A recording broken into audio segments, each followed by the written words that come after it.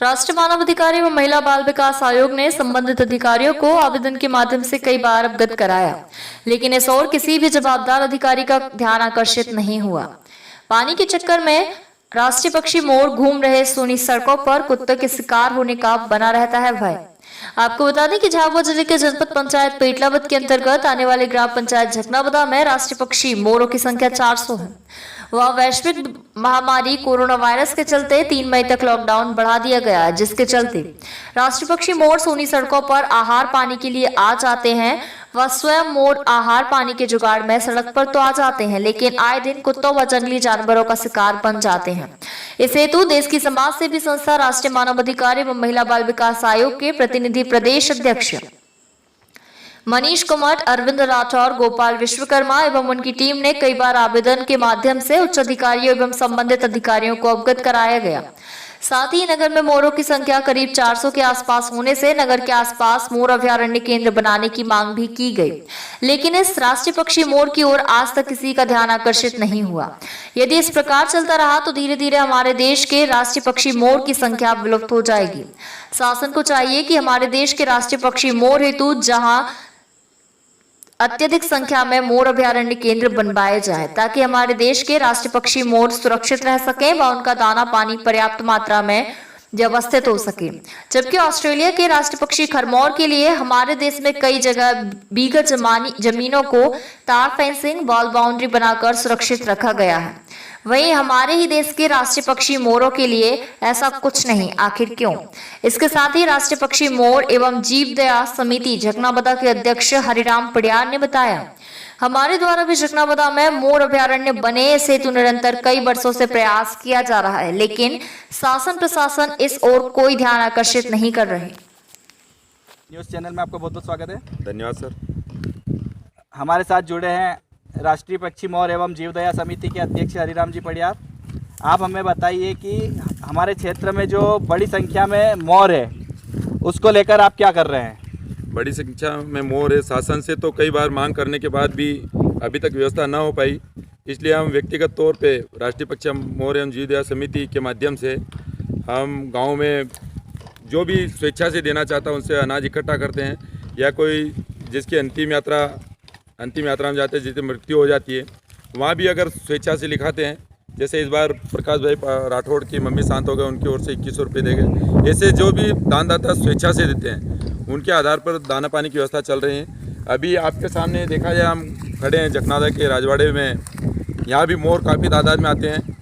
तो उनकी व्यवस्था, मतलब जो हम व्यवस्था कर रहे हैं बिल्कुल छोटी सी व्यवस्था, इससे उनका कुछ भी नहीं होना है। भविष्य के लिए अगर देखा जाए और उनकी प्रजाति को लुप्त होने से बचाना है तो शासन को इस ओर अवश्य ध्यान देना होगा, अन्यथा निकट भविष्य बहुत ही दयनीय होना। हमारे साथ जुड़े हैं झकनाबदा राजवाड़ा के ठाकुर जगपाल सिंह राठौर। जैसा कि आपके राजवाड़े के अंदर अधिक संख्या में मोर है, इसको आप किस नज़रिए से देखते हैं, इनके दाना पानी वगैरह की व्यवस्था?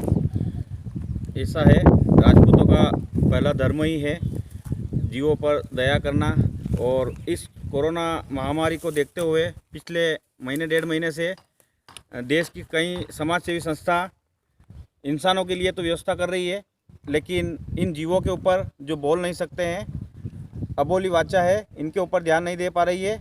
और हम पिछले 20-25 साल से इस हमारे जो ये किला बना हुआ है, इसके अंदर हम मोरों की और दाना पानी की व्यवस्था हम अपने स्वयं की तो कर पाते हैं, और नगर के हिसाब से जीव दया समिति के अध्यक्ष हमारा राम जी पडियार और उनके साथी है जो आसपास के क्षेत्रों में भी इसको बखूबी निभा भी रहे हैं। लेकिन कुछ पैसों का संकट बनता है, क्योंकि एरिया बड़ा है और मोरों की तादाद भी बहुत ज़्यादा है इस क्षेत्र में, और शायद यह पूरे झाबुआ ज़िले में सबसे ज़्यादा मोरों की तादाद इसी झकनाबदा क्षेत्र के आसपास है। और आए दिन हम ये भी देख रहे हैं कि कई बार न्यूज़ 99 ने इस मुद्दे को उठाया भी है, लेकिन फिर भी प्रशासन का ध्यान इस ओर नहीं जाता है। वहीं अगर एक तरफ देखा जाए तो खरमोर जो है ऑस्ट्रेलिया का राष्ट्रीय पक्षी है, तो जब वह विदेशी भूमि पर इन अपने राष्ट्रीय पक्षी का ध्यान रखते हुए हजारों बीघा ज़मीन को अधिकृत करके और उनकी व्यवस्था की जाती है, तो फिर ये तो भारत का राष्ट्रीय पक्षी है मोर, इनके ऊपर ध्यान क्यों नहीं जाता है? हम हमारे स्तर से और अपनी सुविधा के हिसाब से हम इनकी व्यवस्था तो कर रहे हैं, लेकिन पहला कर्तव्य उन शासन के अधिकारियों का भी बनता है।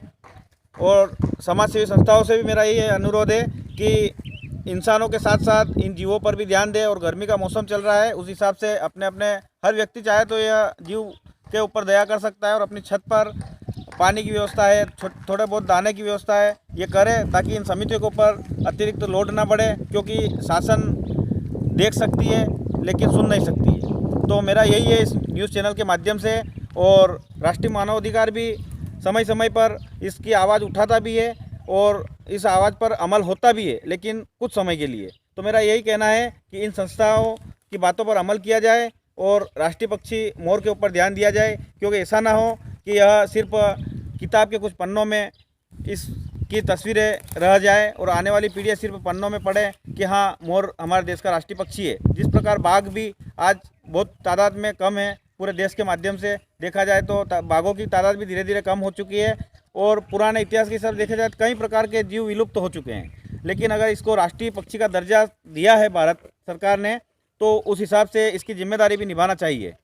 बस मेरा यही कहना है। और बहुत बहुत धन्यवाद न्यूज़ चैनल और राष्ट्रीय मानवाधिकार और जीव दया समिति, जो इन समिति के माध्यम से इस क्षेत्र में जिन जीवों के ऊपर दया करके और इनके दाना पाने की व्यवस्था करती है।